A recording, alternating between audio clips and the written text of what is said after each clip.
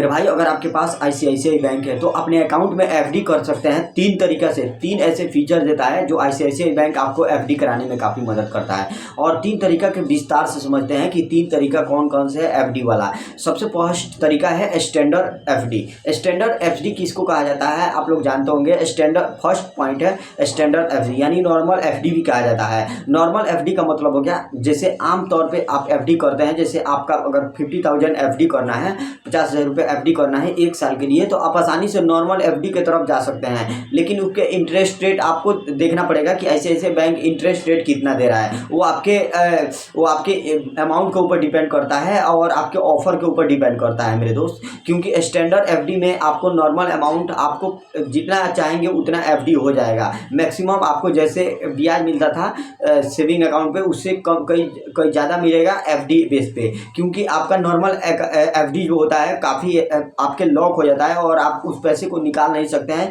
जब तक आप उस एफडी को ब्रेक नहीं करेंगे, उस पैसे को विड्रॉल नहीं कर सकते हैं। तो एक इसको कहा जाता है स्टैंडर्ड एफडी यानी नॉर्मल एफडी। तो चलिए दूसरे पॉइंट का बात कर लेते हैं एफडी। अब देखिए ICICI bank credit card FD base पे क्रेडिट कार्ड इशू करता है। लेकिन आपको पता है कि एफडी बेस पे क्रेडिट कार्ड इशू करता है तो कितना एफडी बनवाएंगे तो हमको क्रेडिट कार्ड मिलेगा। इसमें कंडीशन है 50,000 से आप कम एफडी बनवाते हैं तो आपको क्रेडिट कार्ड नहीं मिल पाएगा। क्योंकि 50,000 आपके जब एफडी में रहेगा तभी आपको क्रेडिट कार्ड मिल सकता है, अन्यथा कभी नहीं मिल सकता है। तो आपको ध्यान में रखना है आपके अकाउंट में 50,000 होना चाहिए, यानी 50,000 रुपये होना चाहिए। 50,000 रुपये उसमें जमा करके एफडी बेस्ड क्रेडिट कार्ड बनवा सकते हैं आसानी से।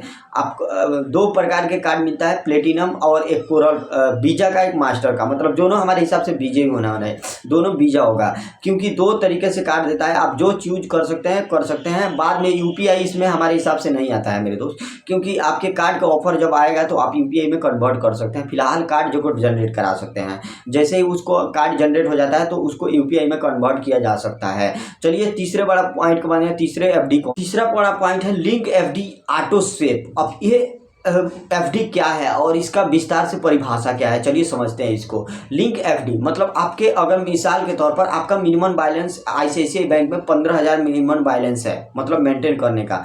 तो उसमें एक अमाउंट हो जाता है 15,000 से जैसे ही ओवर जाएगा ना तो आपका जो अमाउंट होगा एफडी में चला जाएगा, ऑटोमेटिक एफडी में चला जाएगा। और आपको जैसे ही उस पैसे को जरूरत पड़ेगा निकालेंगे एटीएम से ना तो सिस्टम को पता चल जाएगा, आपको फिर पैसे को वापस कर देगा। इसको लिंक अकाउंट एफडी स्वेप कहा जाता है।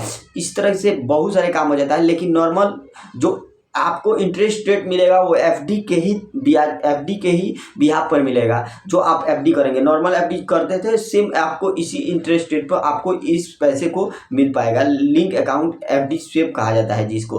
उम्मीद करता हूँ इस वीडियो के माध्यम से आपको समझ में आ गया है। 3 प्रकार से एफडी जनरेट कराता है आईसीआईसीआई बैंक और तीनों का परिभाषा आपको अलग अलग समझा दिया। मेरे भाई अगर आपके मन में कोई कन्फ्यूजन होता है तो कमेंट में जरूर बताइए, मैं पूरा कोशिश करूँगा इस पर एक और वीडियो बनाने की।